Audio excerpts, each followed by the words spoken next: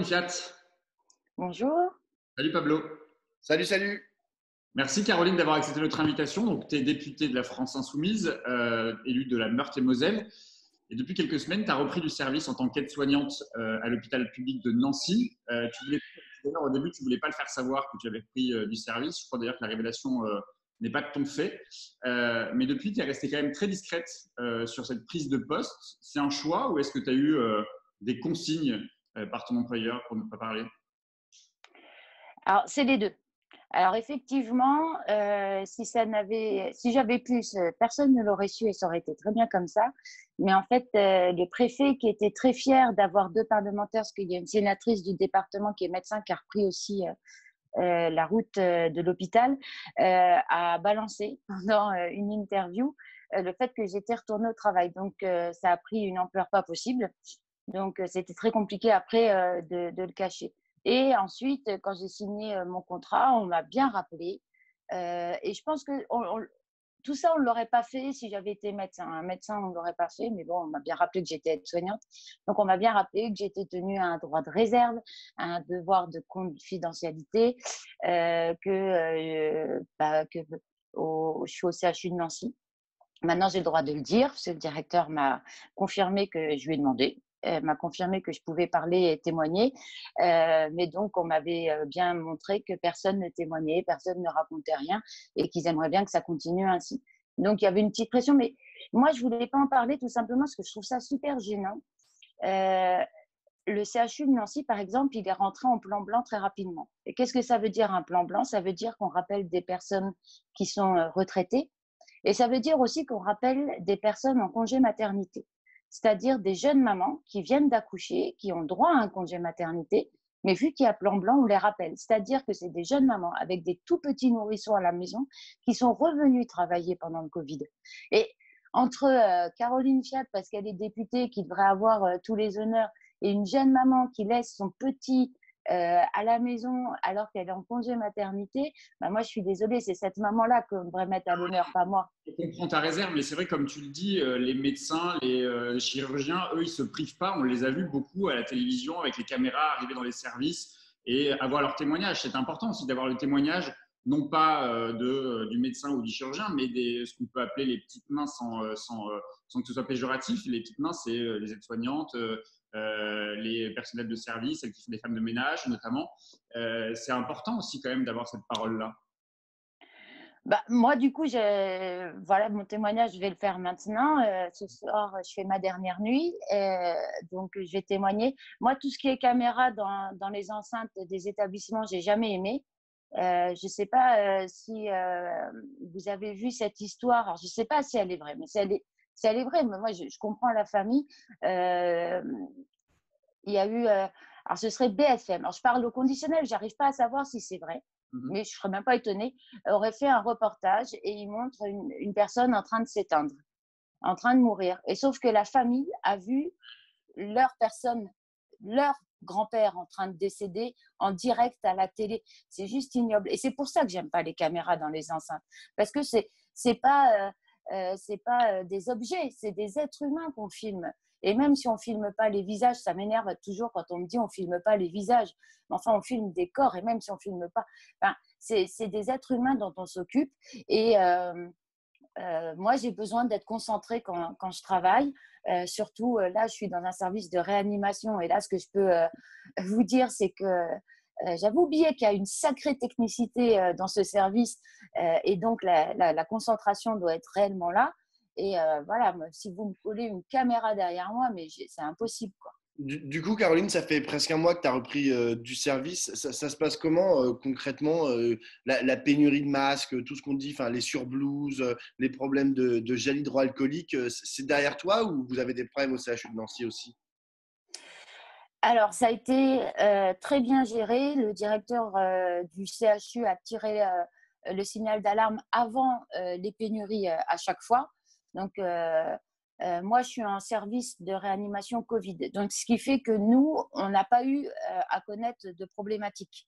Ce qui fait que moi, voilà, j'ai un problème avec la fameuse prime promise par Édouard Philippe et Olivier Véran en disant on va te donner à tous ceux qui ont été en contact avec le Covid.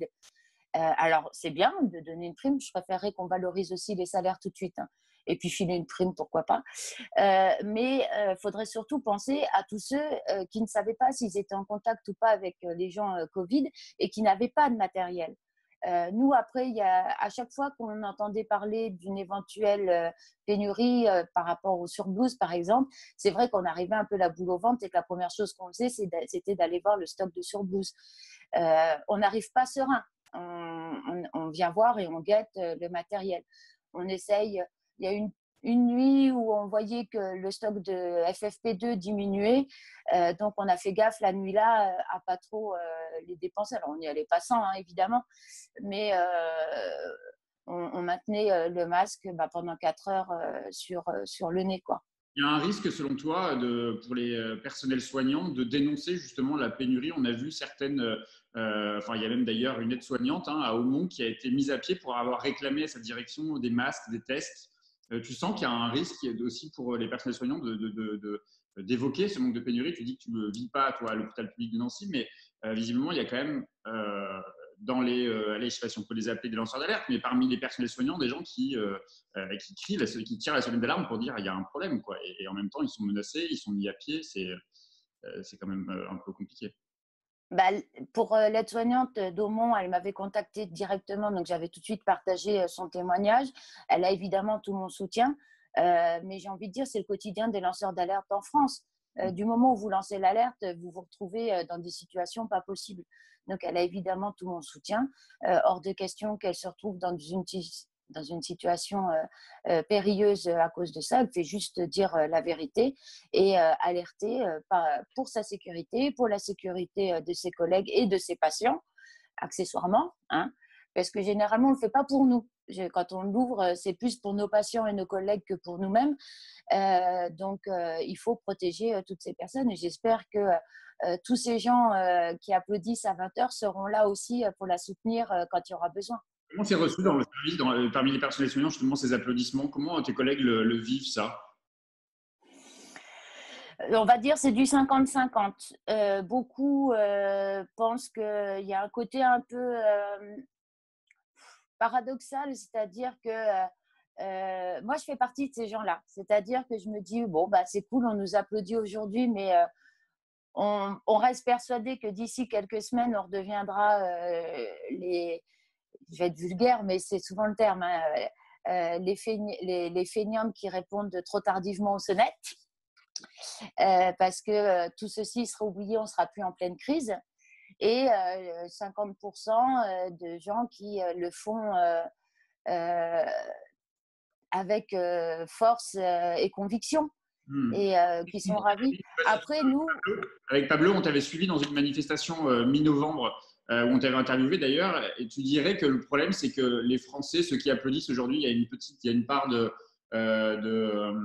paradoxe sur le fait qu'ils ne vous ont pas suivi. À ce moment-là, l'opinion, enfin, même si l'opinion était visiblement derrière vous, mais ils n'étaient pas dans la rue avec vous. Vous alertiez depuis longtemps sur la situation de l'hôpital public. C'est ce paradoxe-là que toi, qui te gêne ou qui peut gêner une partie de tes collègues sur le fait qu'on applaudisse aujourd'hui alors qu'hier, vous étiez mobilisés et qu'il n'y avait pas un véritable soutien de la population?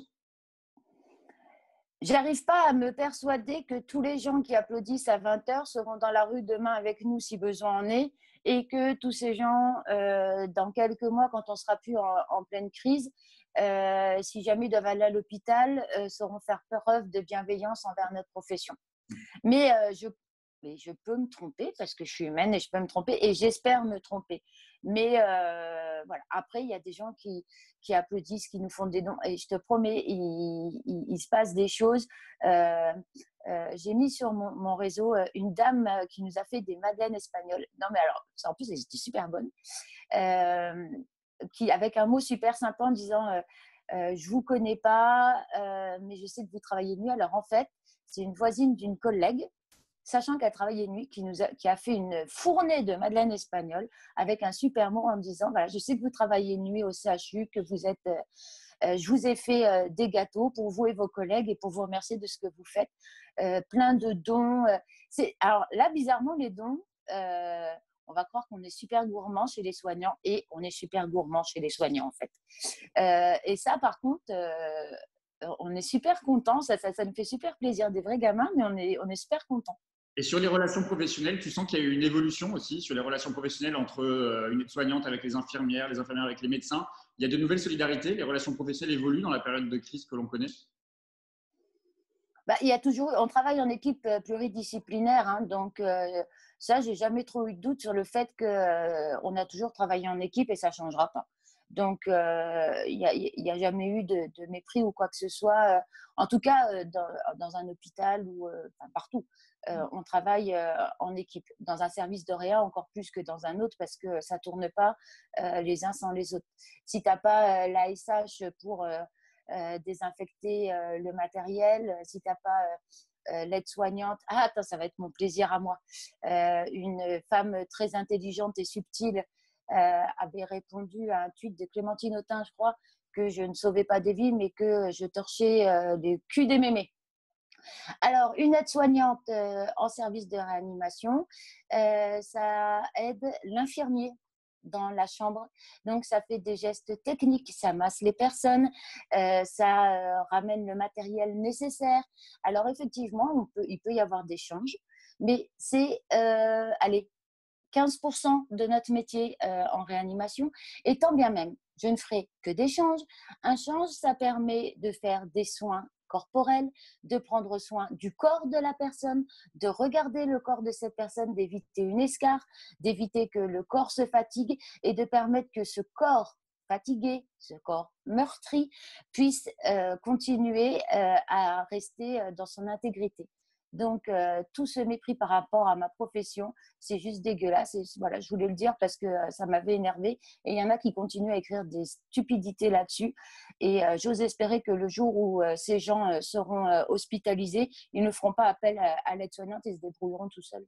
Justement ce mépris, toi, ça fait longtemps que tu alertes, un, sur la situation de l'hôpital, et deux, là, depuis la crise, tu as aussi alerté, tu as été une des premières, notamment au Parlement, à parler des gestes barrières, de télétravail et du fait qu'il il fallait rester chez soi. Est-ce que tu dirais que tu n'as pas été, en tant que député, tu n'as pas été prise au sérieux? Alors, Et est-ce que tu il y penses a, que ça va changer, que ça peut changer maintenant? moi, je pense que ça va être super compliqué. La petite histoire. Quand les gestes barrières sont tombés, on était encore tous dans l'hémicycle. C'était la loi organique ordinaire du projet de loi retraite. Et donc, les gestes barrières étaient tombés et j'étais super étonnée que les députés continuent à s'embrasser, à se serrer la main. Donc, je ne faisais que hurler dans l'Assemblée nationale en expliquant que les gestes barrières, ce n'était pas fait pour faire beau, qu'il fallait aller se laver les mains régulièrement et arrêter de s'embrasser, de se serrer les mains. Et on se moquait beaucoup de moi. Et donc, je me souviens qu'une fois, je m'étais fâchée en leur disant qu'ils continuent leurs imbécilités et que quand ils seraient tous malades et que je serais la seule à ne pas être malade parce que moi, j'aurais suivi les gestes barrières, je serais la seule à pouvoir aller les soigner, j'arriverais très en colère. Et quand le premier cluster est arrivé dans l'Assemblée nationale, quelques personnes m'ont quand même envoyé un message pour me dire qu'ils regrettaient de s'être moqués de moi parce que j'avais quand même raison. Mais voilà, c'est un peu pénible. Mais je suis qu'aide-soignante. Hein. Tu avais alerté directement le président de l'Assemblée nationale, Richard Ferrand. Tu as eu des Ouais. contacts depuis?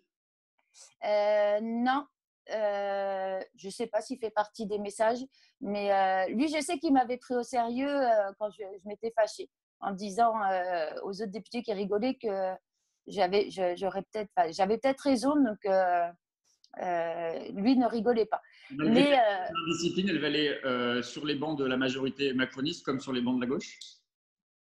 tous les bancs, tous les bancs. On est un pays où on ne sait pas se dire bonjour sans se toucher.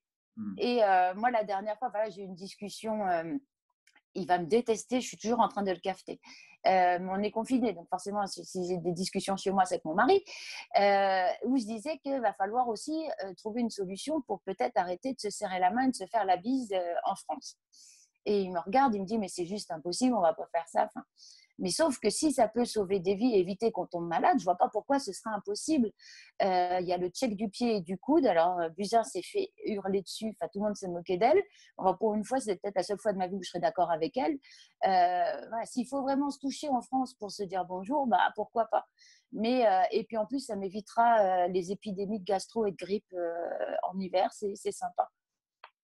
Est-ce que tu dirais, Caroline, que notamment parmi tes collègues à la France Insoumise et plus largement à gauche, chez les communistes ou chez les socialistes, est-ce qu'on t'écoute? Est-ce qu'on sollicite? Est-ce qu'on a sollicité, là, dans la période, ta connaissance du secteur, ta connaissance de la santé?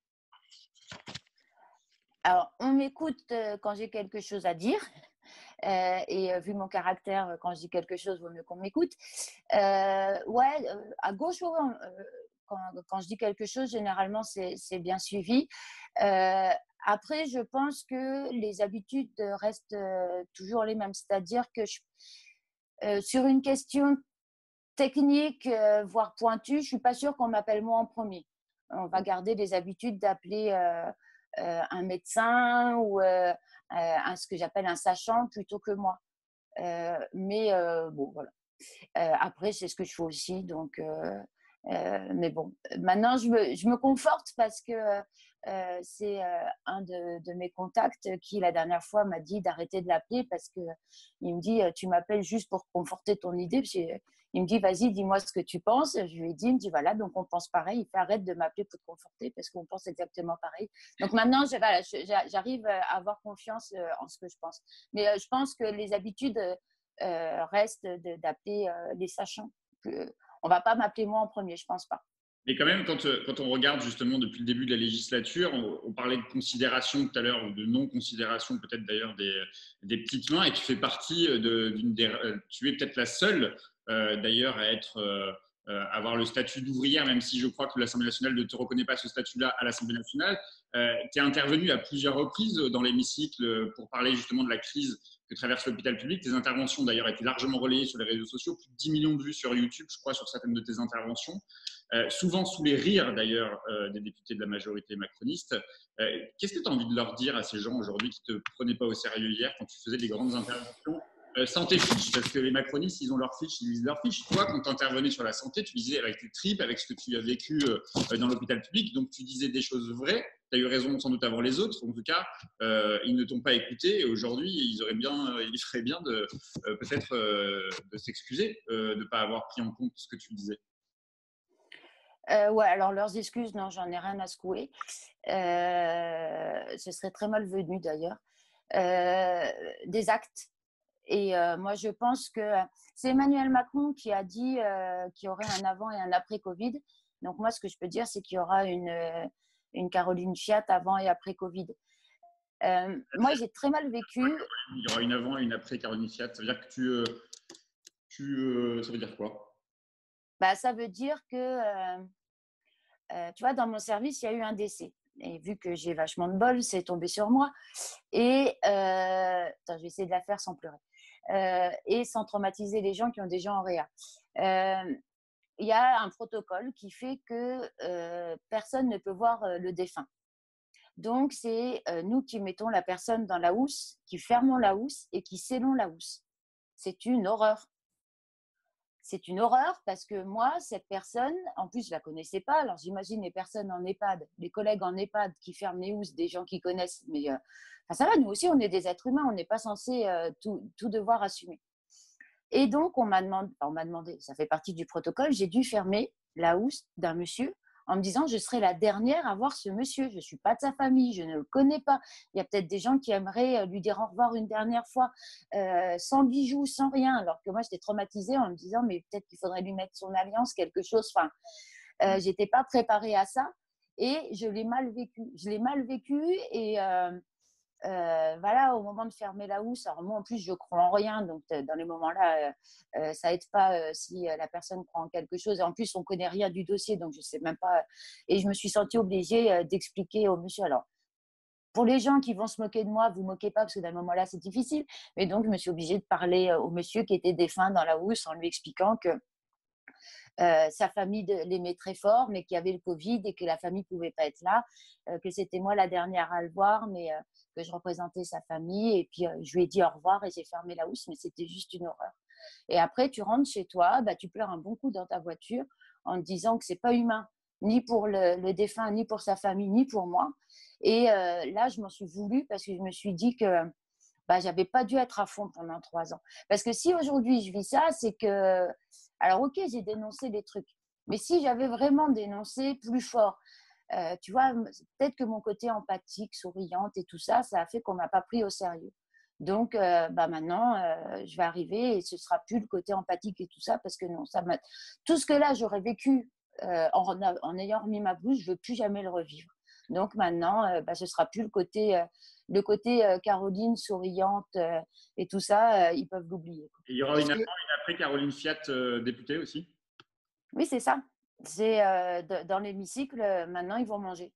Ils vont Est-ce que, manger et ils ont intérêt à me prendre au sérieux parce que si jamais j'ai un amendement de bon sens, et ce sont régulièrement des amendements de bon sens, évidemment, et que je n'ai pas une réponse objective avec une réponse appuyée, comment on dit, expliquée, pour m'expliquer pourquoi j'ai un avis défavorable, ils vont manger. Parce que à ce moment-là, je prendrai la parole au micro et je leur demanderai quel était pour eux le principe d'applaudir à 20 heures si c'est pour quelques semaines après refuser tous nos amendements.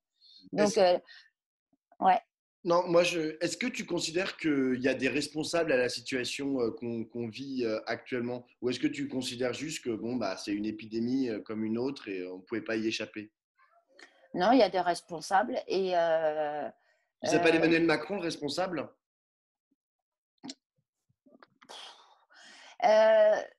ouais aussi. Moi, en mars 2018, j'ai rendu un rapport accablant sur les EHPAD. En 2 ans, qu'est-ce qui a été fait? Rien. Hormis commander 2 nouveaux rapports pour faire oublier le mien, et ça n'a pas fonctionné. En novembre 2018 ou 19, alors oui, en novembre 2018, Macron a fait la tournée des Grands-Ducs pour les commémorations du centenaire de la Grande Guerre. Il est venu dans ma circonscription. Il y a passé la journée. Je lui ai offert mon rapport avec mon numéro de téléphone à l'intérieur, en lui disant que j'étais prête à en parler avec lui. Rien. Et là, il y a un Édouard Philippe qui nous dit « J'interdis de dire qu'on a pris du retard ». Bah si, tu as pris du retard et ça se réglera dans l'hémicycle quand je reviendrai. Quand on te donne un rapport en mars 2018 expliquant la situation des EHPAD et que tu n'as rien fait pendant 2 ans et qu'on voit la situation dans les EHPAD aujourd'hui, eh bien si, tu as pris du retard parce que tu n'as rien fait alors que on t'a dit exactement ce qu'il en était. Donc oui, il y a des responsables et eux, je ne pardonnerai pas.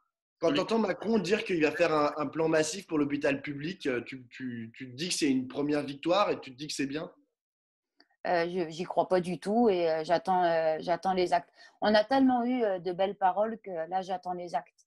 Mais là, Emmanuel Macron, il n'arrête pas de nous parler d'unité nationale et tout le tout team. Ce que j'ai fait dès le départ en expliquant qu'on ne faisait pas de politique sur une crise, mais sur un système de santé, sauf que c'est que dans un sens, leur unité nationale. Là, ça fait plusieurs semaines que je m'énerve. Moi, dès le départ, j'ai proposé à Olivier Véran mes services. Emmanuel Macron, donc, quand il était venu, je lui avais donné mon rapport avec mon numéro de téléphone. J'ai proposé très régulièrement d'aider s'il y avait besoin. Là, quand je vois… Ah, c'est intéressant, il vient de se passer. On a eu de la pub sur Oui. Caroline. Ah, c'est dommage. Quand je vois que… Hop, Covid. Ah, tu vois? Non, c'est parce que j'ai eu un appel en même temps. Ah, ok. Donc, je disais, je ne sais plus. Non, mais moi, je voudrais te faire rebondir, parce que c'est dans la continuité de ce que tu disais, mais c'est vrai que Jean-Luc Mélenchon, hier, qui était interviewé par BFM, il a refusé de qualifier ou plutôt de juger Emmanuel Macron. Toi, Jean-Luc Mélenchon disant qu'il ne veut pas ajouter du désordre au désordre. Toi, tu le juges comment? Tu le qualifies comment, Emmanuel Macron, dans cette période? Moi, je suis en colère parce qu'ils n'acceptent pas mon aide, en fait. Là, ça fait… c'est toujours… Moi, j'ai toujours cette impression de mépris. Macron, il parle d'unité nationale. Il a une aide-soignante qui travaille en EHPAD, qui travaille beaucoup sur les sujets. Olivier Véran, je lui ai proposé mon aide. Et il demande à Jérôme Gage des rapports. Alors, je n'ai rien contre Jérôme Gage. J'ai été regarder sa fiche. Encore quelqu'un qui a fait l'ENA. Hein, donc, encore quelqu'un qui a plein de… Un ancien socialiste conseiller départemental, c'est ça? Ouais. Donc, qui rend des choses, mais cette personne, je pense qu'il n'a jamais mis un pied dans un EHPAD. Et ça m'énerve parce que hier, Olivier Véran annonce qu'il va réouvrir les visites dans les EHPAD parce que c'est important. Et j'avais fait une question écrite sur ce sujet. Mais c'est super dangereux. C'est super dangereux parce que pour réautoriser les visites dans les EHPAD, il faut avoir des masques, des surblouses pour protéger et les visiteurs et les résidents et les membres du personnel. Il faut avoir un endroit où poser sac à main, veste et tout ça à l'entrée de l'EHPAD. Enfin, c'est plein de choses à prévoir. Je ne suis pas sûre que ça a été vu avec le directeur d'EHPAD. Enfin, et tout ça, ils m'auraient demandé, je leur aurais expliqué. Mais comme d'habitude, ils font tout seuls. En tout cas, certainement pas avec une insoumise ou une aide-soignante. Je ne sais pas ce qui méprise le plus. Donc, moi, j'y crois plus à leur unité nationale. Et Caroline, est-ce raisonnable pour toi d'envisager un déconfinement le 11 mai? Moi, alors, quand j'ai entendu le discours d'Emmanuel Macron sur le sujet, il a mis tellement de garde-fous que j'arrive pas à y croire, en fait. J'ai tellement entendu selon la courbe du Covid, selon ceci, selon cela, de manière progressive et pas pour tout le monde. Enfin, j'attends de voir exactement ce qu'il va faire. En attendant, si il ne s'entoure pas de personnes qui maîtrisent le sujet, il va encore droit dans le mur. Toi, le 11 mai, tu feras quoi? Tu seras dans la rue comme le souhaitent plusieurs organisations syndicales? Tout dépendra de la situation et d'où on en est. J'ai envie de penser que je serai encore confinée. Là, à l'heure actuelle, au vu de la situation où on en est actuellement, je serai encore confinée. Ce qu'il faut se dire, c'est que si le nombre d'hospitalisations et de décès diminue, c'est que le confinement a fonctionné. Le virus n'a pas disparu d'un coup. On a de la visite. Donc, Salut Thomas. Salut. Je te présente Caroline Fiat. Peut-être que vous connaissez déjà d'ailleurs. Et non. Caroline se présente donc Thomas Porte, qui est l'auteur d'un livre qui s'appelle Au cœur de la haine, aux éditions Arcane 17. Thomas, tu as une question pour Caroline? Oui, d'abord, je voulais la féliciter parce qu'elle est revenue à son métier d'origine et je crois qu'on a besoin plus que jamais de députés en prise avec le réel et le terrain. Et je crois qu'elle a alerté depuis 2017 sur la situation des EHPAD et quand elle reviendra à l'Assemblée nationale, je pense qu'elle pourra dire en face les 4 vérités à celles et ceux qui nous expliquaient qu'il n'y avait pas de problème. Donc ça, effectivement, moi j'ai une question puisque l'extrême droite aujourd'hui, on l'entend un peu moins que d'habitude, mais pourtant elle est toujours tapie dans l'ombre. Tu viens d'une région où il y a quand même des scores qui sont assez élevés. Moi, j'ai eu l'occasion d'aller à Hayange pour voir ceux qui luttent en première ligne. Et je suis particulièrement inquiet puisqu'on a aujourd'hui la question de la fermeture des frontières, de ce qu'on appelle l'isolationnisme. Il y a la souveraineté et la relocalisation sur qui nous on met d'autres valeurs, mais l'extrême droite elle a un discours qui incite au repli sur soi. Est-ce que dans la période post-Covid-19, on n'a pas un risque que l'extrême droite elle surfe sur ce discours pour gagner encore du terrain dans les têtes et je dirais dans les urnes encore? Caroline? Donc non, déjà, je suis enchantée de rencontrer. Non, c'est jamais rencontré en vrai, mais je connais Thomas Porte. Mais enchantée de se rencontrer. Vivement la fin du confinement, on va rencontrer plein de monde après. Et merci pour les compliments. Donc si, il y a un grand risque. Donc effectivement, par chez nous, dans le Grand Est, le risque est bien là. La crise sanitaire amène toujours à des situations assez ubuesques et la peur. Ce qui fait que là, moi, j'entends des gens avoir des réactions parce qu'ils ont peur, mais du coup, effectivement fermer les frontières, parler de nationaliser les entreprises, de produire français, fait penser aux gens qu'il faudrait voter extrême droite. Donc moi, je pense qu'il y a un gros travail pédagogique à faire avec ces personnes quand on explique que actuellement, on ferme les frontières, mais je pense aussi qu'il y a un gros travail pédagogique tout court sur le principe où les gens sont totalement dépolitisés. Et là, moi, je m'en suis rendu compte en allant travailler. Je suis arrivée dans mon service, personne ne me connaît. Et personne ne sait ce que c'est qu'un député, ce que fait un député. Limite, on est nommé. Et moi, je pense que c'est ça le plus important. C'est aller essayer de convaincre les convaincus par l'extrême droite, c'est très compliqué, même si on arrive à aller convaincre les fâchés et pas les fachos, comme dirait quelqu'un. Moi, je pense qu'il faut aller discuter avec tous les gens totalement dépolitisés, qui ne demandent que ça, hein, d'apprendre à savoir, à connaître. Donc tu dis, Caroline, faire preuve de pédagogie et d'explication à ceux qui ne sont pas convaincus, justement, ça veut dire que la gauche, là, pour la peine, après le coronavirus, après la crise, aura une grande responsabilité. Ce sera quoi sa première action à engager pour toi à gauche? Il nous reste 3 minutes. Moi, ce que Le temps chez Zoom. Moi, ce que je pense, c'est qu'il faut absolument aller voir les gens dépolitisés. Aller rediscuter avec toutes ces personnes qui ne savent même pas ce que c'est que la droite et la gauche, ils n'ont jamais rien compris. Et pour eux, que ce soit droite ou gauche, l'hôpital public, par exemple, a été détruit par la droite et la gauche. Donc, eux, voilà, ils savent pas ce que ça veut dire. Donc, moi, je pense qu'il y a un vrai travail à aller rechercher toutes ces personnes-là qui ne demandent que ça, hein, d'être politisées.